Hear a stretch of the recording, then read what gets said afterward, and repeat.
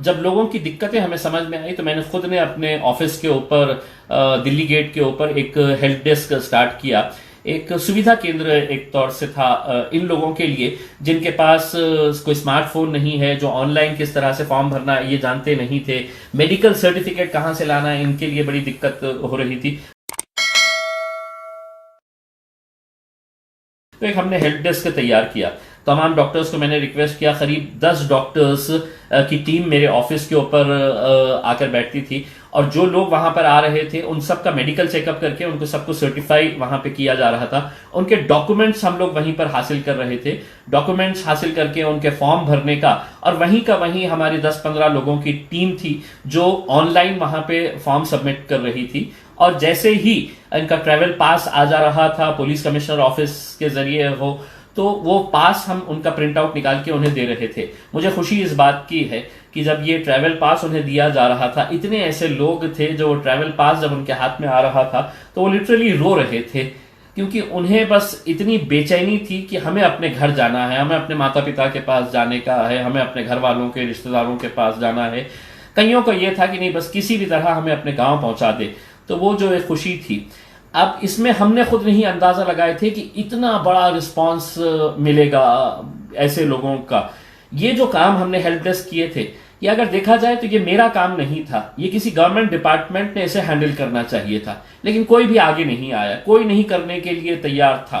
तो इसीलिए हमने अपने तौर के ऊपर यह जिम्मेदारी ली कि इन लोगों की मदद हम करेंगे करके।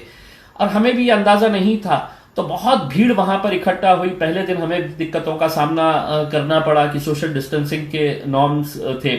आज भी बेहिसाब वहां पर लोग इकट्ठा हो गए थे। कुछ मीडिया वाले पहुंच गए और मीडिया को जैसा मजा आता है इस तरह की खबरें, ये नहीं जानते हुए कि ये लोग कौन है, किस तरह की दिक्कतों का सामना करना पड़ रहे हैं। बहुत सारे चैनल्स ने अपना दिखाना शुरू कर डाला कि खासदार के सामने, ऑफिस के सामने बड़ी भीड़ इकट्ठा हो गई सोशल मीडिया के ऊपर। और वो लोग सोशल मीडिया के ऊपर मुझे क्रिटिसाइज करने लगे जो लोग आज से 4 दिन पहले चाह रहे थे कि औरंगाबाद में भी शराब की दुकानें खुलनी चाहिए करके।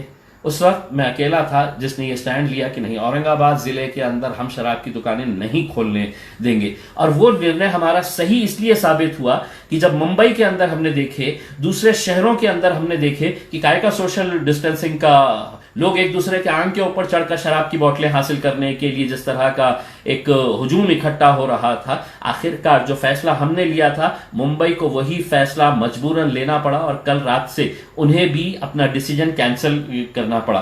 तो ये लोग जो मुझसे नाराज थे, मुझसे खफा थे कि इसने शराब की दुकानें हमारे पास कैसा नहीं खुलने दिया, तो वो लोग आज मुझे इस बात के ऊपर क्रिटिसाइज कर रहे हैं कि देखो दफ्तर के सामने कितना, लेकिन उनकी पीड़ा समझिए, उनकी दर्द समझिए, वो क्यों वहां पर इकट्ठा हो। उन्हें ऐसा लग रहा था कि अगर मैं लाइन तोड़कर सबसे आगे खड़े रहूंगा तो मुझे पहले जाने का मौका मिला जाएगा। ये दिक्कतें थी। हमने बहुत हद तक इसको कंट्रोल करने की कोशिश की थी, लेकिन जैसा मैंने आपको कहा है ये मेरा काम नहीं था, ये सरकारी डिपार्टमेंट का काम था। खैर हमने किया है, और जो कुछ भी हुआ है उन लोगों की भलाई को देखते हुए, क्योंकि हम लोग इन्हें पैदल सड़कों के ऊपर यूपी तक पैदल निकल रहे हैं, कोई बिहार तक पैदल जा रहा है, कोई साइकिल लेकर अपना पैदल निकल रहा है, बड़ा शर्म आती है। क्योंकि महाराष्ट्र जिस राज्य से हमारा ताल्लुक है, ये हमारी संस्कृति नहीं है कि इस तरह के गरीब लोगों को ऐसे ही छोड़ दिया जाए।